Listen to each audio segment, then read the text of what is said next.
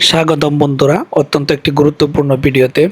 আজকে আমি দেখাবো কিভাবে অনলাইনে রিপোর্ট কালেক্ট করতে হয়, বিশেষ করে পপুলার ডায়াগনস্টিক সেন্টারের যে রিপোর্টগুলো অনলাইনে পাবেন। শুরুতে আপনারা ক্রোম ব্রাউজারে চলে যান, সার্চ বাটনে লেখেন পপুলার ডায়াগনস্টিক সেন্টার। অল্প কিছু লেখার পরেই চলে আসছে যে populardiagnostics.com।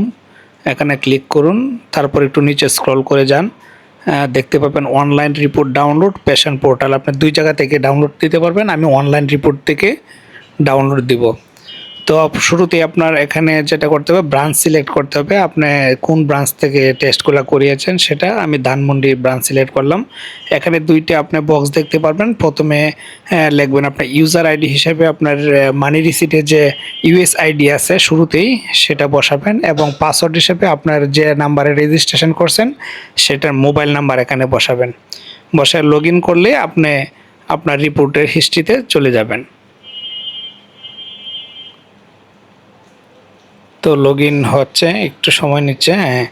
এখন আপনি একটু স্ক্রল করে নিচের দিকে আসুন, দেখুন এখানে লেখা আছে পেশেন্ট হিস্ট্রি, তারপর পেমেন্ট সিস্টেম, অনেক কিছু এখানে করা যায়। আমি পেশেন্ট হিস্ট্রিতে গেলাম। যাওয়ার পর আপনি এখানে দুইটা অপশন দেখতে পাবেন শুরুতেই, যে একটা হচ্ছে ল্যাবরেটরি এবং রেডিওলজি। আপনি যদি ব্লাডের টেস্ট করে থাকেন ইউরিন, সেগুলো ল্যাবরেটরি, এবং যদি আলট্রাসোনোগ্রাম, ইকো, ইসিজি কোনো ইমেজিং টেস্ট করেন সেগুলো আপনার ল্যাবরেটরিতে পাবেন, রেডিওলজিতে পাবেন। তো আমি রিপোর্ট ডাউনলোড দিচ্ছি। এখানে রিপোর্টগুলো রেডি থাকে, আপনার জাস্ট শুধু ডাউনলোড করে নিলেই হয়ে যাবে, এবং থ্রি ডটে ক্লিক করে আপনি চাইলে এটা সেভ করতে পারবেন। আর রেডিওলজিতে ছাপ দিলে আপনি আপনার যে ইমেজিং যে ছবিগুলো আছে এগুলো আপনি চাইলে ডেটটা চেঞ্জ করে পিছাতে পারেন। যদি আপনার পূর্বের রিপোর্ট দেখতে চান সেক্ষেত্রে ডেটটা একটু চেঞ্জ করে দিতে হবে।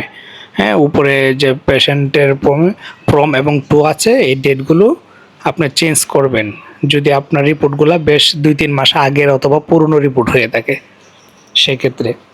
আর ডেট চেঞ্জ না করলে আপনার রিসেন্ট যেটা করছেন সেটাই চলে আসবে। তো ধন্যবাদ, পাশে থাকুন।